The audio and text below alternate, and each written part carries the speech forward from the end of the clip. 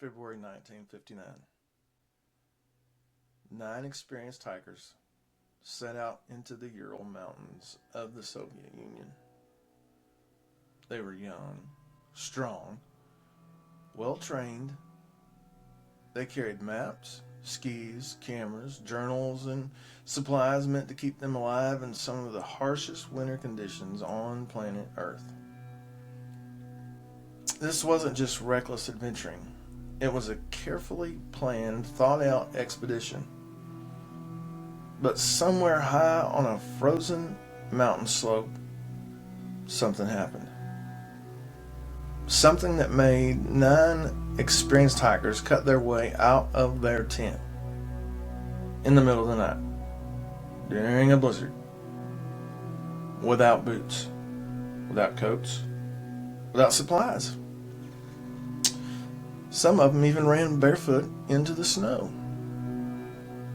6 would eventually die from hypothermia. 3 would die from violent internal injuries. 1 would be found missing her tongue. And to this day, no one can fully explain why they left the tent. This is the story of the Dyatlov Pass Incident.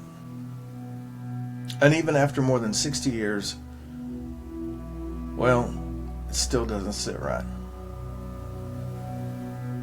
The group was led by Igor Dyatlov, a 23-year-old engineering student from the Ural Polytechnic Institute. Now, he wasn't reckless. He was known actually for being very meticulous, organized, the kind of leader who planned routes carefully and kept his team very disciplined. The hikers were mostly students in their early 20s. They loved winter trekking. They loved the challenge. And the goal of this trip was Mount Otorten, deep in the Ural Mountains.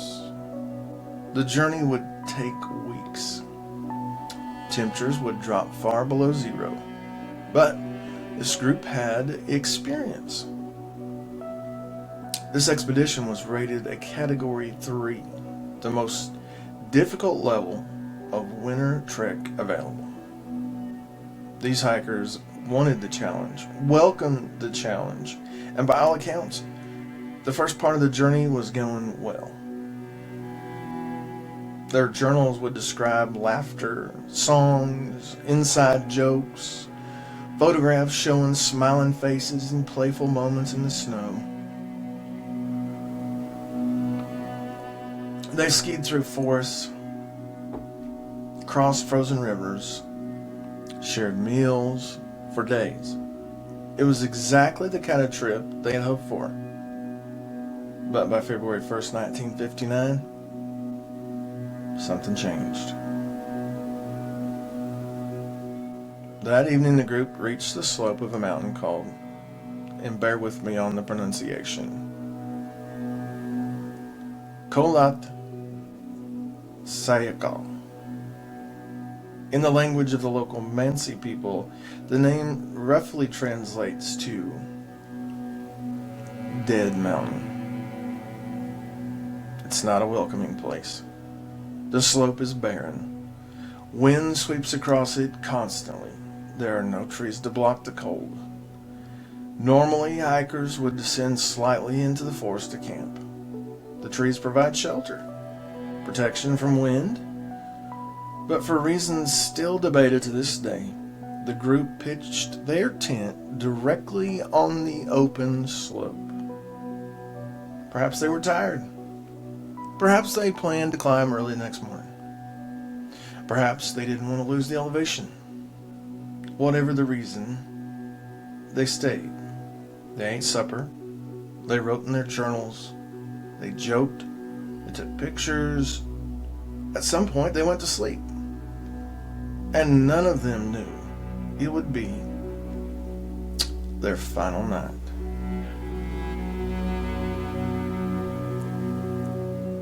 When the hikers failed to return home on schedule, of course, search teams were launched.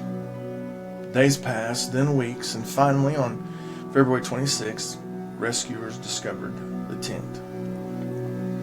and was partially buried in the snow. But the most disturbing detail wasn't the location of the tent. It was the tent itself. The fabric had been cut open from the inside. Let me say that one more time. Cut open from the inside. Did you catch that? Cut open from the inside, not unzipped, not torn by wind. Cut open from the inside. Whoever was inside had taken a knife and slashed their way out. Then they left.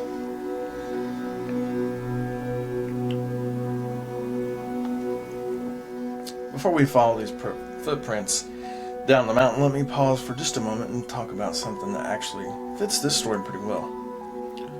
When you're dealing with cold weather, real cold weather, the kind that bites through layers and freezes your hands in minutes, good gear matters. One thing that can make a huge difference is a solid pair of gloves. That's where bare knuckles leather gloves comes in. These gloves are built tough, real leather, durable, designed for work, riding, or just handling rough weather without falling apart after one season. They're the kind of gloves that feel like they're meant to last. Right now you can get 15% off using the promo code PGBPromo. Just head to bareknuckles.com/discount/PGBPromo. And just so everything's clear, I do earn a small commission when you use my code. So if you decide to grab a pair, you're not just getting good gloves, you're also helping me and the show. Now back to that mountain. Investigators show they followed tracks leading away from the tent. What they found made the mystery even deeper. The hikers had left barefoot. Some wore only socks. Some had a single shoe on. But the strangest part, they weren't running.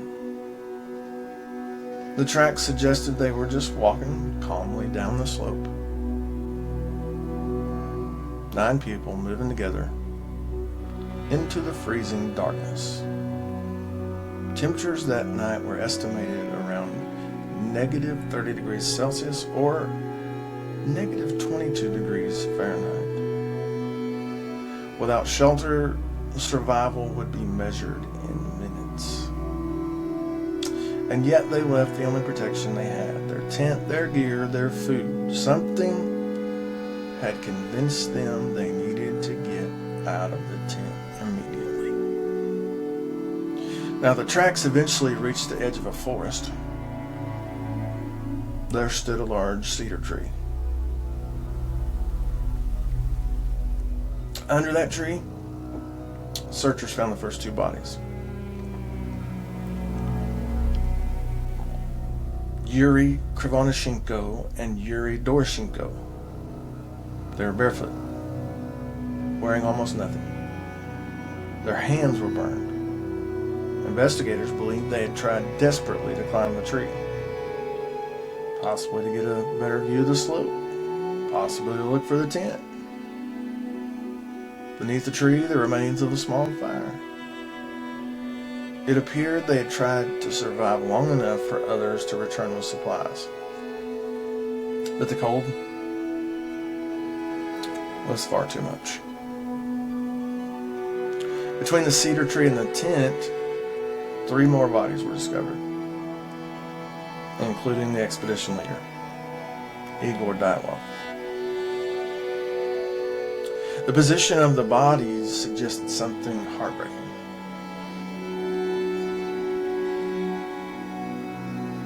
They tried to return to the tent. They crawled, collapsed, froze. One by one, the mountain claimed them before they could reach shelter. The final 4 hikers were not discovered until months later, when the snow began to melt. Searchers found them in a ravine. Now, these deaths were different. These hikers had severe injuries. Broken ribs, crushed chests, fractured skulls. One of the women was missing her tongue. Investigators described the trauma as similar to injuries from a car crash, yet there were no external wounds. No signs of a fight, no weapon, just devastating internal damage. Let me stop here just a second. One thing I've always appreciated is craftsmanship. Real craftsmanship. The kind where someone takes the time to make something properly instead of rushing it. That's why I want to mention Sewell's Woodworks on Etsy. If you enjoy craftsmanship and quality, it's definitely worth checking out. You can find Sewell's Woodworks over on Etsy. Now back to the mystery. Soviet investigators struggled to understand what happened. There were no tracks suggesting attackers, no signs of animal activity, no avalanche debris, but there were strange details. Some clothing tested positive for radiation. Positive for radiation. The injuries were severe, and the behavior of the hikers made no sense. Why cut open the tent? Why leave without boots? Why walk into the snow without, just instead of grabbing supplies? Now, before we dive into the theories about what might have happened that night, let me take a quick moment to tell you about another of our sponsors. If you're someone who loves music, sports, and iconic fan merch, there's a company called Old Glory that carries a huge selection of apparel and gear. We're talking band t-shirts, sports merch, pop culture apparel, the kind of stuff that lets you represent the things you're a fan of. Right now you can get 15% off your order using the promo code PGBpromo. Just go to oldglory.com/discount/PGBpromo. And just like the other sponsor, I do earn a commission when you use my code. So if you decide to grab something, you're not supporting just the brand, you're helping keep the Pine Grove Briar going. Alright, let's talk about the theories. Over the years, countless explanations have been proposed. Avalanches, military experiments, parachute mines, infrasound, even more exotic ideas. Some researchers believe that a small avalanche forced the hikers to flee. Some called that a slab avalanche. Others believe they heard something maybe terrifying in the darkness. Some think the group became disoriented by the sound produced by the wind. But every theory leaves questions. Why cut the tent open? Why walk instead of run? Why the internal injuries? Why the missing tongue? The puzzle pieces never quite really fit together. 9 hikers, all experienced, all prepared. And yet something happened on that mountain that night. Something that convinced them to leave their safest place, their tent. Their tent was suddenly the most dangerous place to be. So they stepped out into the frozen dark, and the mountain never gave them back. Even today, the question still remains, what on earth sent them into the night? If you enjoy stories that still don't sit right, subscribe to the Pine Grove Briar. Because some mysteries fade with time, and some, they refuse to. This has been the Pine Grove Briar. Until next time, keep your pipes lit and your powder dry.